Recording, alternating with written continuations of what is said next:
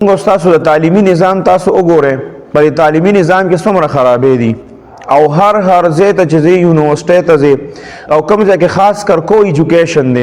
په هغه ځای کې دومره خرابې دي چې د هغې څه حد نشته. په دې مخکې ورځو کې یو کس دی هغه په دې یورپین ممالکو کې غالبا وخت تیر کړی دی اول هلته کې پاتې کېده او دی پاکستاني هغه اوس پاکستان ته راغلی دی او په پاکستان کې په دې مقصد صرف راغلی دی چې زه د پاکستان د خلکو ته د کاروبار طریقې وښیم او واړه کاروبارونه ورته داسې مخې ته کړم چې دوی ځان له هغه کاروبارونه شروع کړي او زموږ د پاکستانیان چې کوم دي دا په مخ کې لاړ شي. د هغه نوم دی غالبا آزاد چای والا که داسې څه نوم یې دی. نو هغه مخکې ورځو کې چونکې هغه په یورپ کې هم پاتې شوی دی او دلته کې هم دا خلک چې دی نو دی یونیورسټو ته هم غواړي او دا خلک په دې اکثرو ځایونو باندې داسې مشهور مقامات چې کوم دي په دې باندې هغه ګرځي.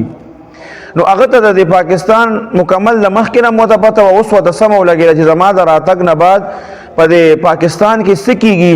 او د پاکستان د تعلیمي نظام په کم طرف روان دی او د پاکستان د یونیورسټۍ چې دا په کم طرف باندې روانې دي. نو هغه غریب چې دی نو هغه یو ویډیو پیغام جاری کړ. هغه ویډیو پیغام کې هغه دا ووی چې یاره زمونږ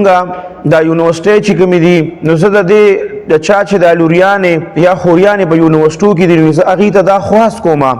او زما ورته دا ریکویسټ دی چې تاسو د خپلې لوریانې او د خپلې خوریانې دا یونیورسټۍ ته مه لیږئ. د دې د وجې نه یونیورسټۍ ته مه لیږئ چې زمونږ ستاسو د یونیورسټو نظام چې کوم دی هغه انتهایي خراب دی او په هغې کې داسې یو جینۍ هغه وایي چې نشي پاتې کېدی چې د هغې خامخا چا سره تعلق ني. ضرور چې کوم دی نو د هغې به خامخا یو هلک سره تعلق وي او ګرلز فرینډ او بوای فرینډ دا خامخا په یونیورسټۍ کې هغه یو میسج ریکارډ کړ د پلارانو ته او د وروڼو ته د مسلمانانو ته د ټولو ته یو میسج ریکارډ کړ. هغه غریب چې کله دا میسج ریکارډ کړ خلکو ته ریکویسټ وکړ چونکې هغه په دغه ځایونو کې پاتې شوی دی او په دغه ځایونو باندې کې هغه ګرځي او دغه علاقو کې او په دغه یونیورسټو کې په دغه څومره ډپارټمنټس چې دي په دې ټولو کې هغه ځي د هغه پکې مختلف قسمه پروګرامونه او خلکو سره د آیډیاګانې شیر کوي. نو هغه دې ټولو ته ریکویسټ وکړ چې یاره تاسو د خپل لوریانې او دي چې دي نو دې داسې قسمه ډپارټمنټ او داسې دغه ته مه رالیږئ. نو په هغې باندې خلکو هغه پسې دومره بدې ردې ویل شروع کړو دومره بدې ردې ورپسې ووې چې دا خو ته دا جینکۍ چې کوم دي دا د تعلیم نه لرې کوي او د ته د جینکو د تعلیم خلاف یې. د جینکو د تعلیم خلاف څوک هم نه دي که علما دي پاکستان کې که هر څوک دي هغه خلاف نه دي خو صرف د دغه څیز خلاف دي چې کو ایجوکیشن هلکان او جینکۍ یو ځای نه جدا والا ځایونه جوړ کړي او جدا دي خپل تعلیم حاصلوي. نو بیا په هېڅ چا ته اعتراض نشته چې د هغې خپله چاردیواري په هغې کې تشې جینکۍ او هلکان چې کومي د هغې نه چېرته لرې جدا د هغې کیمپس جوړ شي او هلکان ترې نه لري بیا څوک هم خلاف نه دي. ګوره دا مونږ او تاسو ګورو دا ده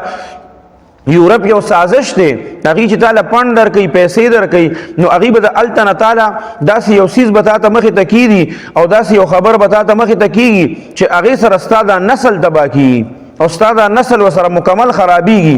حالانکې هغې په خپل امریکا کې د هر څیز دومره خیال ساتي چې د هغې د ملک ځناور چې کوم دی نو د هغې دپاره هم قانون جوړ دی.